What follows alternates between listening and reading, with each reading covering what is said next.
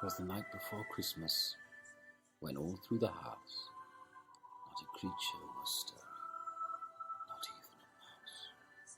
The stockings were hung by the chimney with care, in hopes that St. Nicholas soon would be there.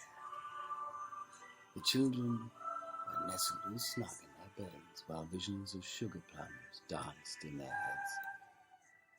And Mamma in her kerchief, and I in my cap, had just settled down for a long winter's nap. When out on the lawn there arose such a clatter, I sprang from the bed to see what was the matter. Away to the window I flew like a flash, tore open the shutters and threw up the sash.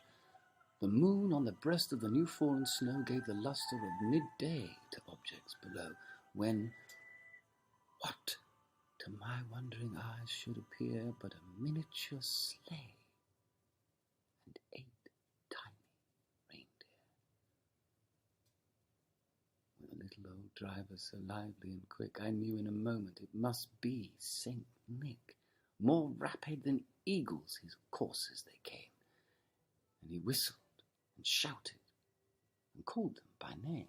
Now Dasher, now Dancer, now Prancer and Vixen, on Comet, on Cupid, on Donner and Blitzen, to the top of the porch, to the top of the wall, now dash away, dash away, dash away all. As dry leaves that before the wild hurricane fly, when they meet with an obstacle, mount to the sky, so up to the housetop the coursers they flew,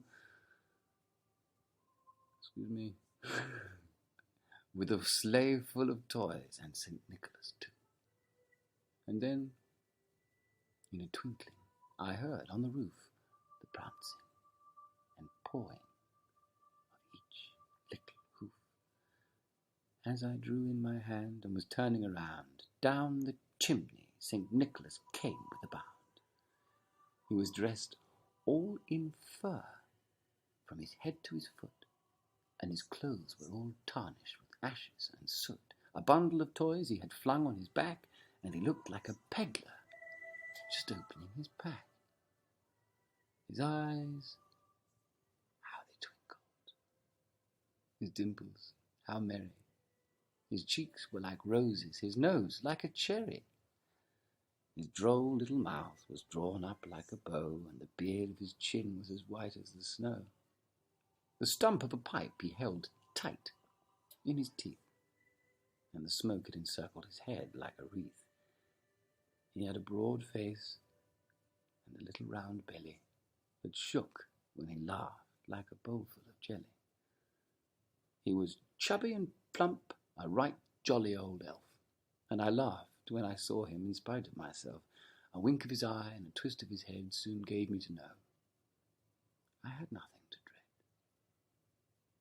He spoke not a word, but went straight to his work and filled all the stockings, then turned with a jerk, and laying his finger aside of his nose and giving a nod, up the chimney he rose. He sprang to his sleigh, to his team, gave a whistle, and away they all flew, like the down of a thistle. But I heard him exclaim, ere he drove out of sight, "Happy Christmas to all!" And to all a good night.